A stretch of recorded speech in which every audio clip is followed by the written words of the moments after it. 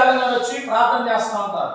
మరి తాళం గారు వచ్చి ప్రార్థన చేస్తూ ఉంటే అప్పుడు దూత గారు వచ్చి డైలాగ్ చెప్తుంది అనమాట. అర్థంగా ఫస్ట్ మరి తల్లి గారు ఇక్కడ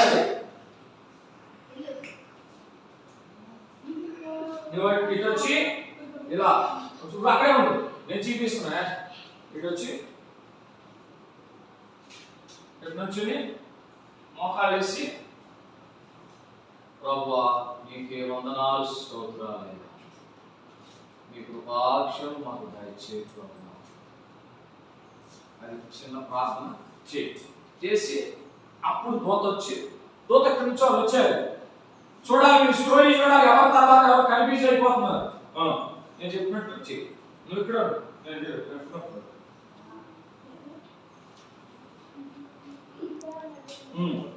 ఊరికే మామూలుగా ప్రార్థన